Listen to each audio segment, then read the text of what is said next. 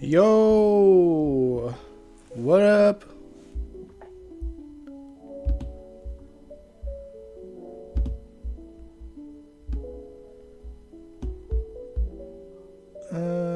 Sorry guys, I am slightly behind.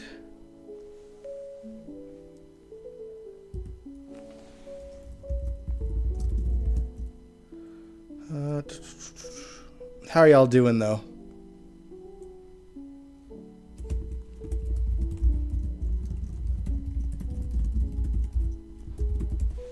There we go. Hey Kaiwan, hey Nathan. Hope y'all are doing well and that you guys had a good weekend. It's finally warm again. I say as I'm in like a jacket.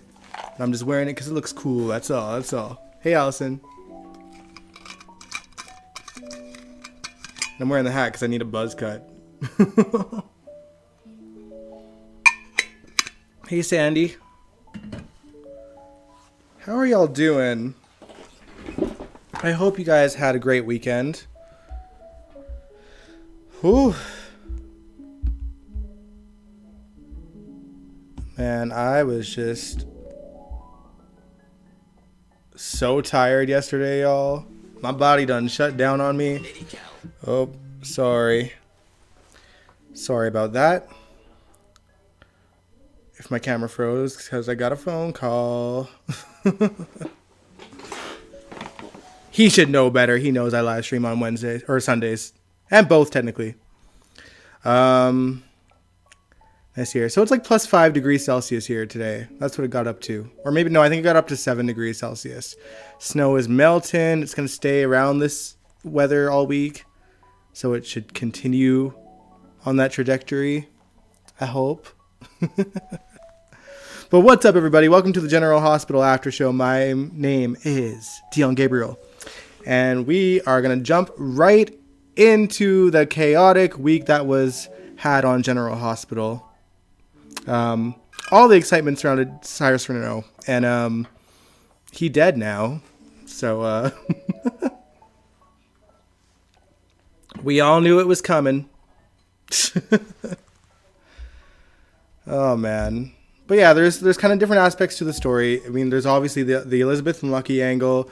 There's somewhat of a Jason angle. And then there is obviously the Jocelyn angle. I'm sure you can tell by the thumbnail and the title of this video that it was Joss that killed Cyrus. And there was no question on whether she did or not, like we were kind of guessing or theorizing about. She definitely did it. But we'll talk to the lead up of it first. So while the PCPD sat on their hands and feet, Elizabeth and Lucky managed to find enough evidence to bring Cyrus in and put him away. And Elizabeth brought that evidence to Anna. Meanwhile, Cyrus knew Elizabeth was on his ass and was already plotting her demise and loading in a new lethal dose of digitalis to a syringe. Now, it also happened to be Valentine's Day in Port Charles, and Lucky and Elizabeth were getting ready to spend it together. Aiden even baked a cake, and we got to see Aiden's boyfriend Tobias before they took off on a romantic off-screen skate date. Lucky and Elizabeth's night ended with cake and a kiss, but when Lucky left, that's when Cyrus showed up and refused to leave. Hey, Angel. Yes, she did. But yeah, honestly, we were treated to a truly great performance from Becky Hurst and Jeff Kober. It was your typical soap opera monologue where the villain reveals all of his reasons for all of the killings. So it turned out that Cyrus is actually the reason Lulu's kidney started to fail in the first place, because he switched her meds to try and free her from her coma, as in, kill her. Didn't work. And then so Sam gave Lulu a new kidney, and the reason why he killed Sam was because she got in the way of him completing his mission, I guess. So it was essentially a revenge kill for her putting the kibosh on his plans. And Dex, well, he could place his whereabouts when Lulu's ventilator crapped out, so Dex had to die for that reason. And Michael, he attempted to kill because of his burns, I guess. So, you know, he didn't want Michael to be in so much pain, and he acted really quickly, I guess. The no-name victims were, of course, not getting many visitors, so he wanted to end their misery while they were in their comas and suffering. So once Cyrus ended our misery after that poor and flimsy excuse and slew of explanations he gave to the murders, he went after Elizabeth with a syringe, and Lucky came back in, and the two of them struggled, and Lucky got jabbed with the digitalis and ran out of the house. Or sorry, not Lucky. Lucky didn't run out of the house. Cyrus ran out of the house, leading Elizabeth and Isaiah, to race against the clock to save Lucky's life. Now, on paper, these scenes would be fantastic to watch. Lucky meeting his son's boyfriend, Lucky and Elizabeth kissing. Lucky and Elizabeth fans, they know that, you know, Valentine's Day is an important day in their history. If you know, you know. If you don't, let me know, and I'll give you a little bit of a rundown. Plus, it's Lucky's first story being back in Port Charles, reaching a climax. However, all of this happened under a temporary recast, as Jonathan Jackson was not available to shoot this. The timing literally could not be worse. Like, I don't know why they couldn't have just postponed taping these scenes till he returned. It wouldn't be the first time they shot something on a time crunch. It happened just last year, where they shot a handful of scenes that aired just 1 week after they were filmed.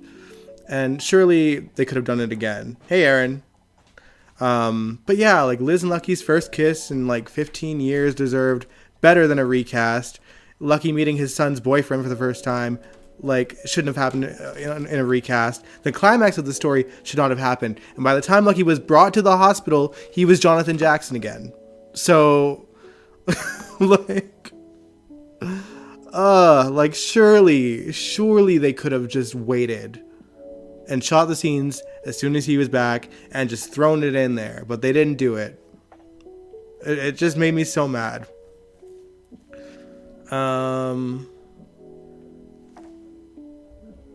Let me scroll up because I've been missing the chat here. Jaws finally caught a body. Of course, Jason will be blamed. We'll get into that too. Guess he really cared for Michael. I doubt it. I think he secretly wanted to inflict pain on Sonny, to be fair. And hey, Aaron, why is Valentine's Day special to them? It's not that it's special. In fact, it's probably a traumatic day, if anything, because Valentine's Day was the day that Lucky found Elizabeth in the snow after she was raped. And that's where their love story began. So, you know, it's a pretty important day in the Lucky and Elizabeth history, and the fact that they rekindled their relationship on that day is pretty pivotal, and I like that they didn't really allude to it in any way through the dialogue or anything. It was just one of those things that, like, if you were a Lucky and Liz fan, like, you know, and that's, like, nice to see. I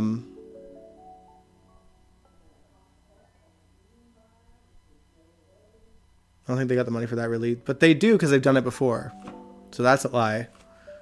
They've done it multiple times, actually, but just recently they did it with Jason and Spinelli, and shot some scenes that they threw into episodes that were just airing 1 week later, and that was back in like October or November, I think. I can't remember exactly when, but they even talked about it on their podcast.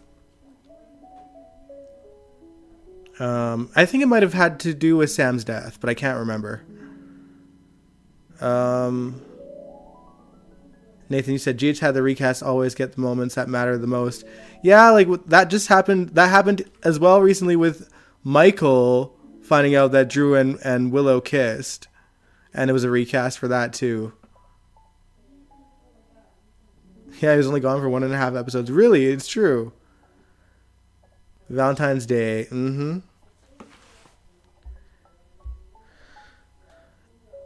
Ellison, you said, yeah, I remember Steve saying they did that. Yeah, like, it was pretty recent. So you can't tell me that they can't do it. They've done it recently, very recently.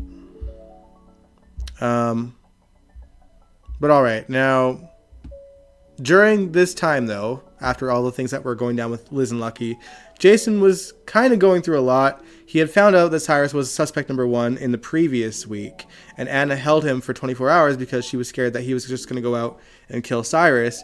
And the biggest reason was because she knew that, you know, they would never find evidence that Jason killed him if he did kill him. And she'd lose the respect of her officers. Girl, you've been besties with Jason for years at this point. You spent most of your career as commissioner showing bias with mobsters like Sonny and Jason and Duke in the past as well. They likely either lost respect for you years ago, either that, or they like Sonny and Jason as much as you do and simply don't care if you let them do what they want to do at this point. That's how I feel. But yeah, so once Anna had no choice but to let him go, Sasha showed up to talk to him, saying they would have to go all in and convince everyone they have a relationship, since a PI had been snooping around looking for information to use against Michael. So they have to really play it up in order to avoid suspicion that Sasha could be carrying Michael's baby. So Jason agrees, and Sasha decides to make a show of their relationship by kissing in the middle of the PCPD. Mac witnessed it. This poor man nearly had a heart attack. Like, he cannot catch a break with these damn makeshift daughters they've thrown at him his entire adult life, because they keep on ending up with guys that would never be good enough for them in Mac's eyes. But I feel like that's just normal dad behavior. And even though this isn't a real relationship, not yet anyway, and I don't really want to see it, to be honest, you know, it's going to drive him crazy. And he spent the Valentine's Day basically on Felicia's lap with a cloth on his head, and she's just kind of comforting him to try to get through it. It was funny. But yeah, and you know, as for Jason and Sasha, they have to deal with the Quartermain's taking claim to the latest Quartermain heir, which technically the baby is. But it's a mission being executed by Tracy. Truthfully, I don't think any of the other Quartermains care about Quartermain heirs anymore. Like, maybe Ned, but like Monica ain't gonna care. You know, it's just like, I don't know. The Quartermain heir sort of angle has kind of lost its sort of, I don't know, necessity, I guess. Like, when Edward was doing it, it made sense.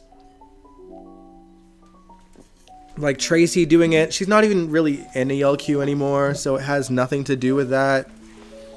But funny thing is, Tracy genuinely seems to have a lot more respect for Jason these days, especially in the wake of the Drew situation. But just generally, she's happy that he's really stepped up for Danny and moved into the Quartermain mansion for his sake, and has been kind of, you know, easing up on the violence aspect. Not that she knew about the situation with Cyrus.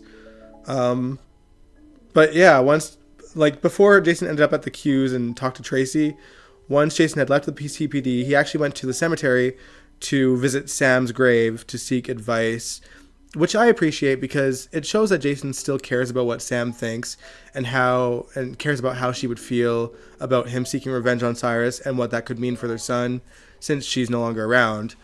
And, you know, as a guy who was a J-Sam fan, it was really nice to see the importance of that relationship still showing, even though they weren't in a relationship anymore and Sam had moved on and Jason was kind of okay with it.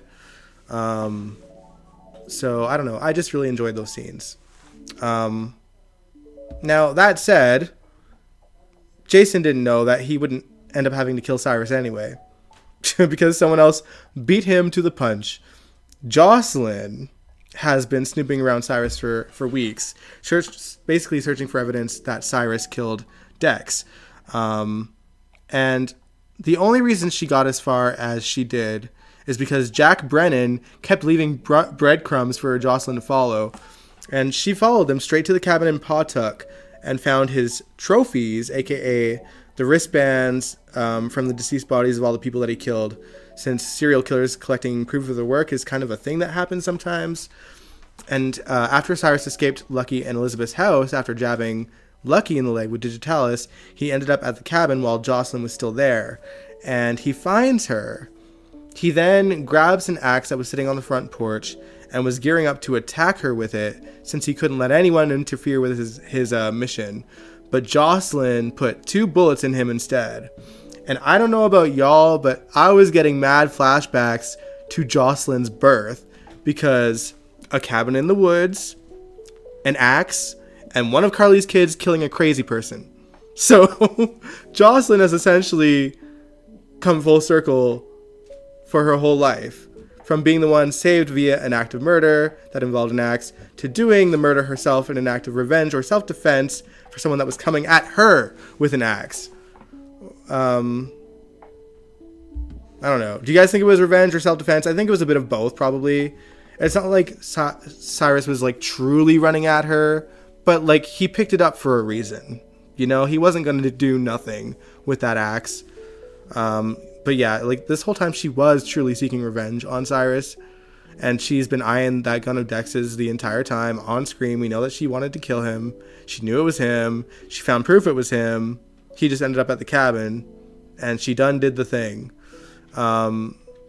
So, Sandy, you say self-defense.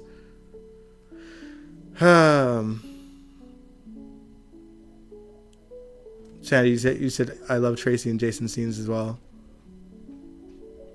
Yeah, I mean, and Jane Elliott, she really has like good like family chemistry with the people in her family. We just never really seen it with Jason, because he never really considered himself a Quartermain, but as the years went on, he's kind of embraced them a lot more, especially because of Monica. And I think living with them, he does have some fondness towards them as well. Allison, you said self-defense. He was going to kill her. Why else would he get an axe? And yeah, so here's my thing. So what happens next is, unlike her mom, Jocelyn doesn't call Jason. She does call Jack, but he was already there watching. Not that she was aware. And he also wasn't aware that she had a gun or even thought that she would kill Cyrus. But he then offers to cover it up. Girl would have been better off if she had just called the cops. Anna already knows that Jocelyn was doing her own investigation and deliberately defying her. And with all the evidence against Cyrus already there, and the fact that he had already attacked Lucky and Elizabeth that night, not that she knew that, but just saying, it would make it perfectly believable that she would shoot him in self-defense. And there was an axe there with all of Cyrus's fingerprints. So it would have just been seen as he came at her with an axe, she shot to kill him. She could have said exactly what she told Jack. I brought this gun to defend myself, maybe to kill him too, but really to defend myself. And then Jack convinces her to let him cover it up, and then brings her back to the WSB headquarters, where he tells her he thinks that she'd be a great asset to the WSB. And it's funny because this story seemed absolutely ridiculous to me, in terms of like Jack thinking that she would make a great WSB, until it became abundantly clear that it was never about thinking Jocelyn would make a great agent. Obviously she wouldn't. Jack had to basically hold neon flashing lights for her to get to the cabin in the first place. But really, this is clearly about getting leverage to get Jason to eventually join the WSB, in my opinion. Like, maybe I'm wrong, but it's more believable to me, at least. But you know, it's like it was very obvious that they pretty much tricked her into thinking that she'll have no choice but to consider joining the WSB, since they helped her cover up the fact that she killed Cyrus. And she thinks that no one would believe that it was self-defense. But, you know, once she accepts, there will be no backing out of it. And then I think once Jason and Carly get wind that Jocelyn has been recruited to be a WSB agent, the only way Jack is going to let her go is if Jason joins. And that's how I think this is going to go down. Have I got this right, writers? Let me know if you guys are here. But yeah, like I said, it's more believable to me than thinking that Jocelyn would make a great agent, because she sucked. She sucked. Girl lost her cool at every angle. But yeah, needless to say, the WSB cleaned the body up and left no sign of him for Anna and the PCPD to find. Dante and Anna actually get to the cabin a little bit later on in the week, but on the same night. And the WSB had already cleared it, not that they know. They did, the WSB, Jack and that other girl whose name I always forget, the other WSB lady that we always see, but they did mention that they left something behind. We have not seen it. They did it on purpose for the PCPD to find. My guess is that it might be one of the trophies that at least confirms that that Cyrus was the killer of these people.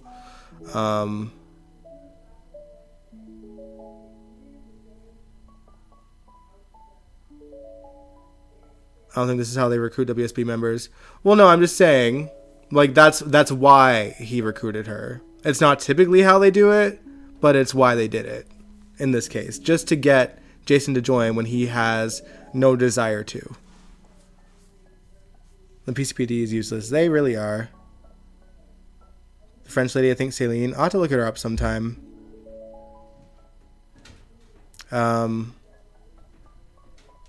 Isn't she a little young to be an agent? Well, she's in her 20s, and I imagine like most of the WSB members were in their 20s at one point. Pretty sure Jack, or not Jack, Frisco, I want to say Jack because Jack Wagner. Pretty sure Frisco was in his 20s when he joined. And we know Anna was quite young. Like, she wasn't quite 30 yet when she was known to be an agent. Allison, he said, maybe, but Jack isn't a good guy. He could have helped Joss, but just stood outside when Cyrus went in there. Yeah, exactly. Like, this is all strictly about getting Jason to be in the WSB. Because he will not let that go. He's acting like he did, but we know that he wasn't going to let it go. Now, as for the rest of Port Charles, they were out trying to enjoy their Valentine's Day. I did say trying. Chase decided to dust off the microphone and perform for Brooklyn at the Savoy. Kai and Trina were on a date there too. I love that Kai was trying to be like all suave and be like, I got you in this place. It's so hard to get into. Only to learn that Trina is the daughter of the owner, which I thought it was cute. Lucas went on a date with the model that Maxie was trying to set him up with while Spinelli kept watch.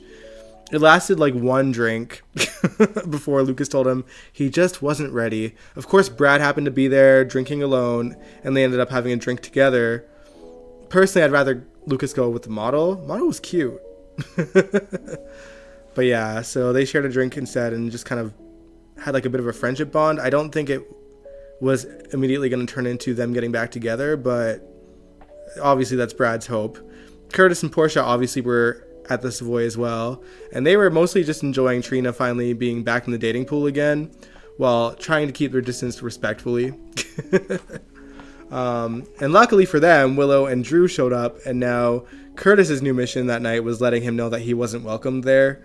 While Drew was being pulled to the side, Brad and Lucas were observing and making note at how lost, alone, and isolated and clueless Willow looked. So, to all of you that, think that Drew is a good man, all two of you, Kaiwan and Albert, if you're here, they are clearly writing Drew as a predator and a groomer. Like, there's no disputing it with these scenes. Like, they're showing Willow look like a lost sheep that has no one but Drew to guide her through her life. So, tread carefully in y'all's own lives, It might mean that you'd be just as likely to end up in that kind of situation where you get conned by, bad people. Easy marks. Tread carefully, y'all. Now, Drew is given cult leader vibes. like this. You know, Willow's been there before and she still can't see it. And it's hilariously ironic, given where Drew decided to take Willow next. It turns out that the place that GH designers are using as Drew's new house that he bought to move Willow into is literally the set from Dawn of Day. It is literally the same set. I don't think that it's supposed to be. Willow didn't make note of it. She was in Dawn of Day. Didn't say anything. But it's just a funny little nugget that GH fans have noticed. That it's the Dawn of Day set. So it's like even the show knows is that it's like subtly being like, yep, just a little bit of a comparison there. Just a little bit of a comparison. But yeah. Anyway, so he takes her to that house. And I don't know. I don't know. To me, it just obviously looks like an anvil as they're writing this couple as Predator versus Easy Mark when it comes to Drew and Willow.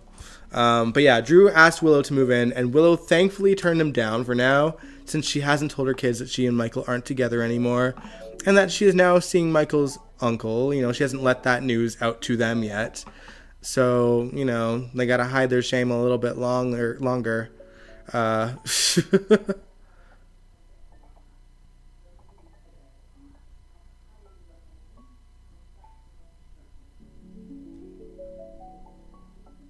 What are y'all saying? Yeah, Angel, you said, I'm glad Willow said no.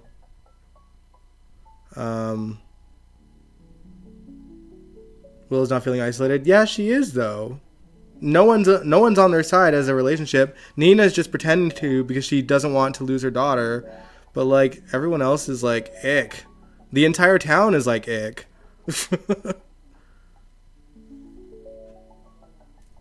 Man. Now, Kaiwan, you seem to be the only one that's got it wrong in the chat, unless Albert's here. The entire GH audience can see that he's not a good man. There you go. Sandy said it. Drew is obsessive, dirty, slimy, grimy, creepy, and he needs to go. And furthermore, and I didn't even put this in my notes, but like just to give context that Drew is a petty man, he fully admitted to Jason, who went over there to have a truce with Drew. He was like, no, I am doing all this and keeping Scout away from her family and all this stuff because I'm bitter and jaded that I had a shitty upbringing because, you know, I was raised by Betsy Frank and in an abusive home. And it's all this, like, Drew, you don't remember any of it. Why are you saying, woe is me? All you remember is Jason's past. You don't remember your childhood. Franco had to tell you about it. Like, this man is a full-on adult baby who's bitter and jaded over the lifestyle that the upbringing that he had that he cannot remember. Like, mad that Jason got to live with the Qs and Susan Moore gave him away and to Betsy, and Jason had the good life. Not that it matters, because Jason doesn't even remember the good life anyway. Telling you that's not the real Drew Kane. In comes Shiloh. Maybe Drew's got Shiloh's memories. I don't know. It can't be Shiloh himself. But maybe we're about to get another horrible, what do you call it? Mind memory mapping story. I wouldn't pass the writers put it past the writers at this point. Janice, you said, looks like Drew has been tarot carded 24/7. Seems that way. I mean, they've been alluding to something being off about Drew since he got back from being held captive. They like kind of dropped it for a while because of all the changes in the writing teams, but they're circling back a bit because there's always all these people in town from that knew him and that were close to him, like Curtis and his family, and you know, all of Drew's friends in the past. They're saying he is not the same man that we knew. What is going on? Like, everyone knows that there's something wrong with him. Like, he's not the same man for whatever reason, whether it's, you know, a mind mapping thing, Like, there's just whatever it is, something's changed in Drew that has made him a really shitty dude. It's changed him. Maybe it was just, for all we know, like, just the trauma of what happened to him in the jail, or the trauma of him when he was held captive. But he ain't the person that he was under Billy Miller's version of him. Angel says, no more mind wiping or face reveal like Scooby-Doo. Yeah, we don't want the masks back for sure. Oh, the ridiculousness of it all. I didn't mind it during the 50th anniversary, to be fair, because it's like, if ever there was a time to be campy, it's the 50th year where they're kind of throwing back to all these crazy ass storylines that they've told over the years that would be ridiculous in the present day, but because it was like a celebration, I was just like, okay, I rolled with it for that year. But once they started continuing it in like the 51st year with like the possibility of Luke being a fake and having at one point Obrecht in an Anna mask, like all these other things, then it got ridiculous. And then the mind mapping thing with all the twins and all that stuff, that was truly ridiculous as well.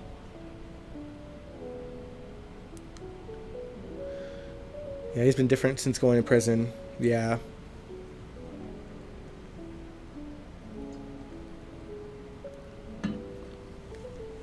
Well, Kaiwan, the man needs to get treated for it.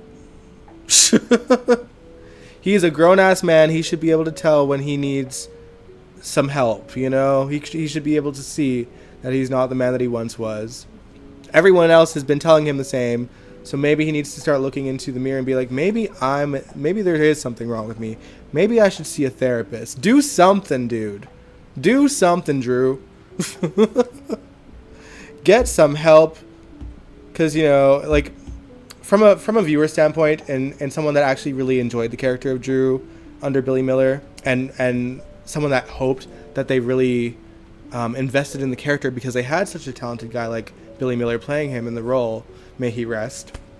Like, I wanted, once they kind of established that Steve Burton was the real Jason, Albert, you can keep saying that as much as you want, but as I mentioned earlier, you're wrong, because I mentioned to you even before you were in the chat, and Drew needs help because he's mentally ill, and you might be an easy mark for a man like Drew, who's not a good man. He's clearly a groomer and a bit of a creep, and they're writing him to be that way. They even put the man back in the Dawn of Day house.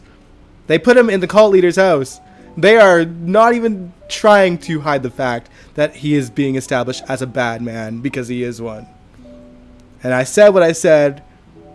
I also said tread carefully, because, like, if you think that Drew is a good man, that means he might be an easy mark for someone like him to come after you.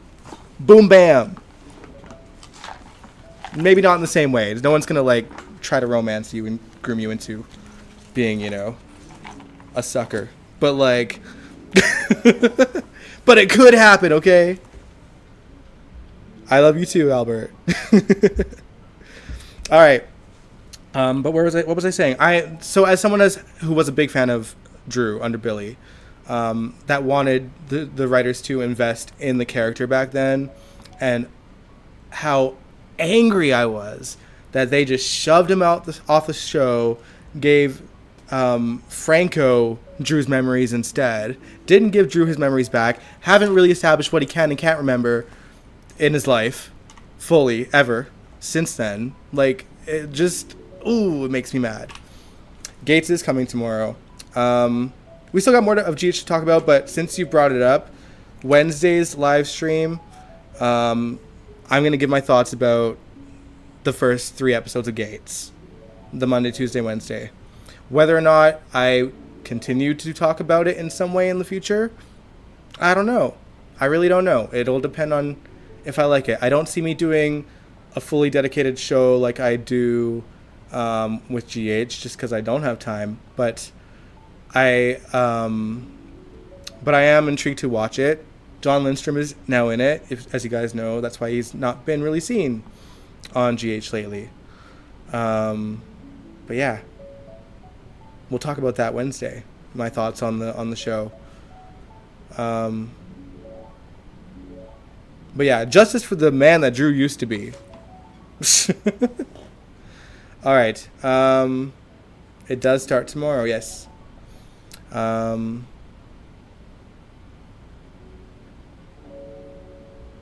Islander Beauty, you said, I think there was so much poetic justice with how Cyrus died. Killed by Joss, Dex's girl, with Dex's gun on Valentine's Day, which Joss was robbed of, and took to the chest in the same place he did to Austin.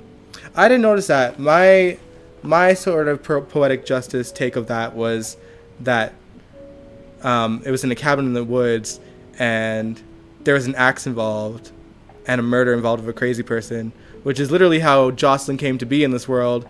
You know, Jocelyn was born in a cabin after Claudia kidnapped Carly, and she gave birth there.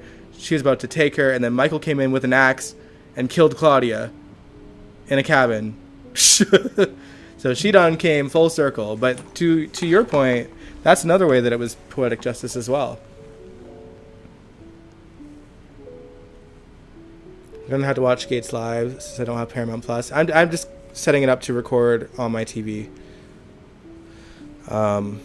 like I do with GH, because most of the time I am working when GH is on, and I have to watch it after work.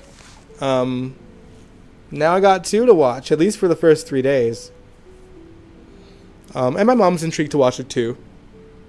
But yeah, it's I'm intrigued. I'm excited to see a soap from the first day.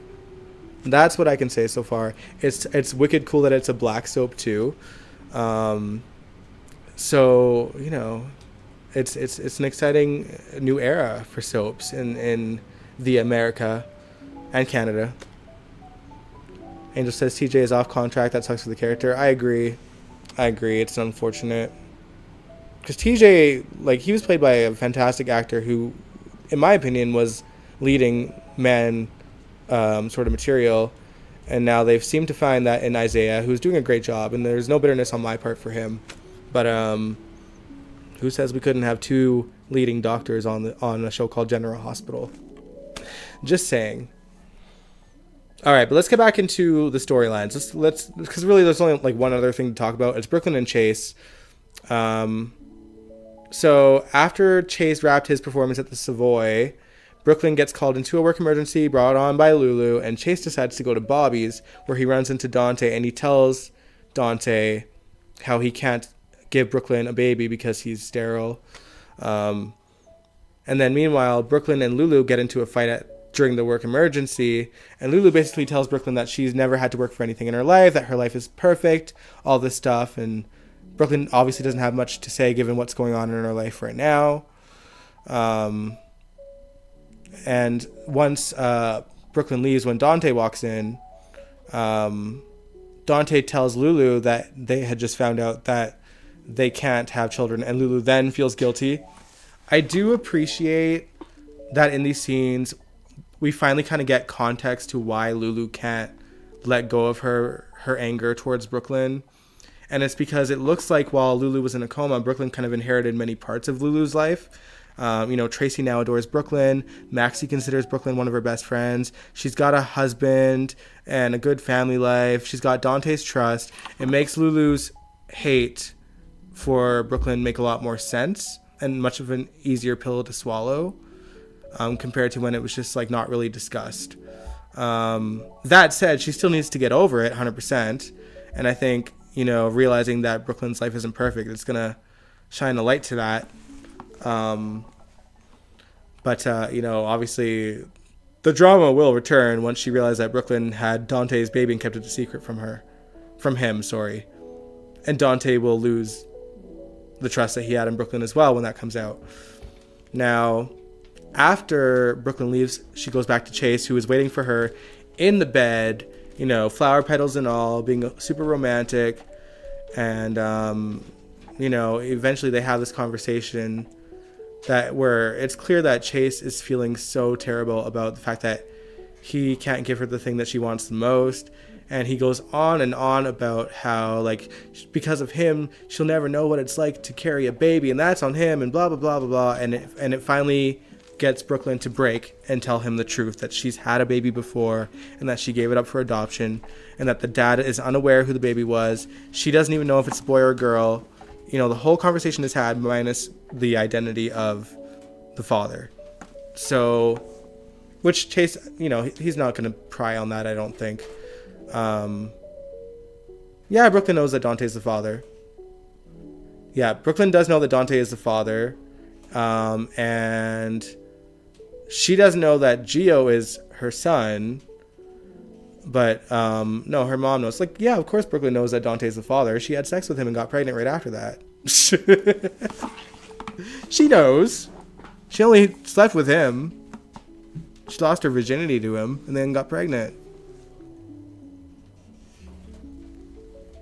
But yeah, needless to say, he does ask her if she's thought about wanting to track down her child. But she, you know, she's like, I've thought about it, but she doesn't want to sort of drop herself into her child's life if they're happy. Which he appeared to have a pretty happy upbringing, even though his adoptive parents both died. You know, he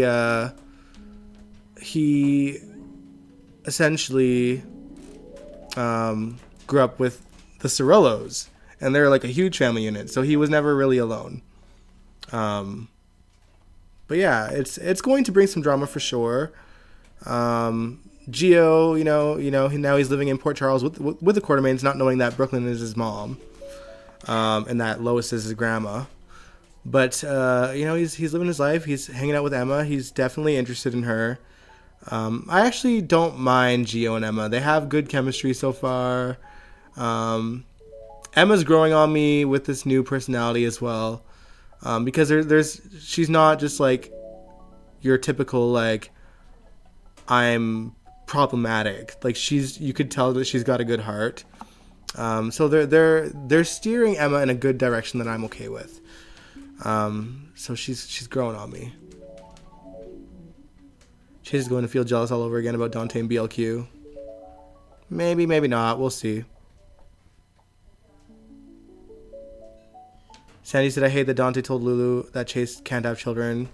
I mean, I get why he did it. Like, he didn't want to, but like Lulu, you know, Lulu was being really hard on Brooklyn, and Dante wants Lulu to kind of back off. And he figured that like maybe the only way for her to back off is if she knew what was going on. So I get that. Totally get his motive for that. But I get that, like, why you'd hate that too.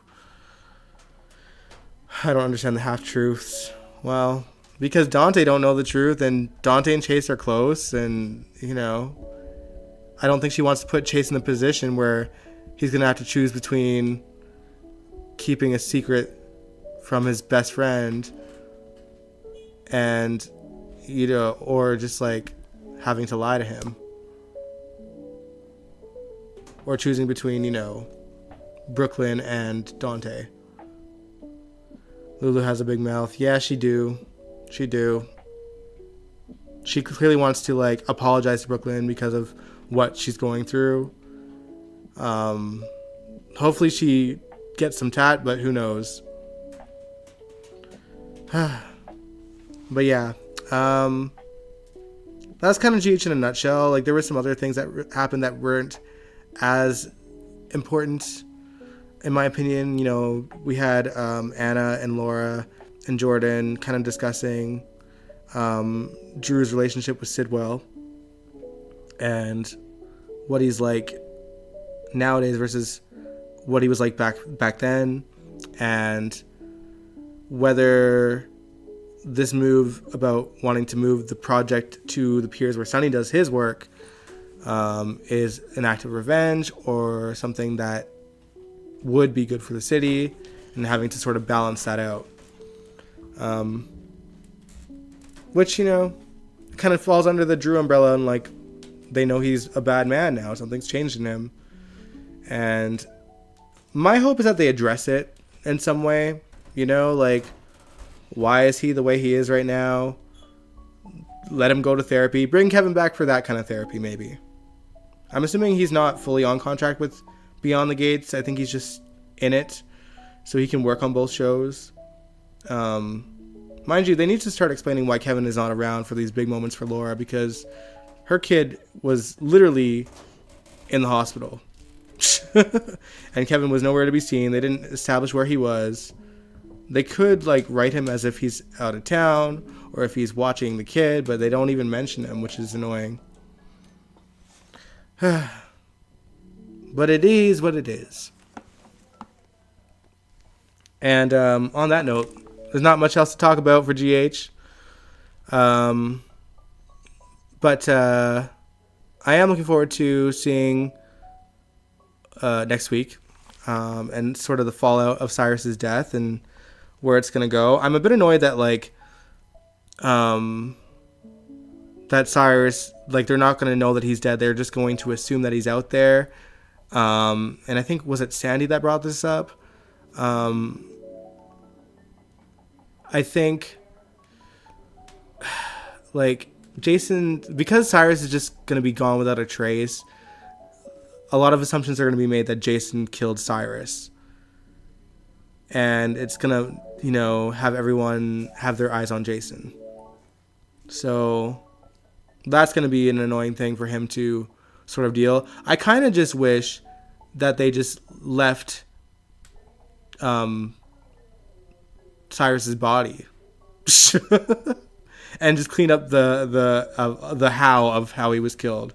Like, obviously they'll know it's a gunshot wound, but they could have just, like, removed the bullets and the residue. They got Jocelyn to take a shower and get new clothes and find a new phone. So it's just, yeah,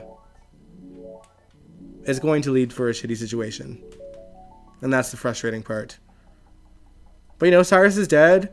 We've lost Jeff Kober, who's a fantastic actor, and he did his thing. The writing was all over the place for Cyrus, which was frustrating over the last few years. And then they just finally decided to go with this angle. Just a whole lot of is he or isn't he a bad person. Annoying for us viewers. Exactly. The PCPD ain't shit. Damn right, Angel. But yeah, I'm going to wrap it up here. Thanks for tuning in. I hope you guys liked the live stream. Like I said, this Wednesday, we are going to discuss the first 3 episodes of Beyond the Gates that air starting tomorrow. And I'll give you my thoughts on what I think of the show. And we'll just have to see how it goes. And then, of course, Sunday will be the General Hospital After Show again, like it is every weekend. So yeah, thank you so much for tuning in. If you liked this live stream, give it a big old thumbs up. Subscribe if you want to. I'd really appreciate it. And I will catch you guys this Wednesday. Peace out. Enjoy the rest of your week. Mwah.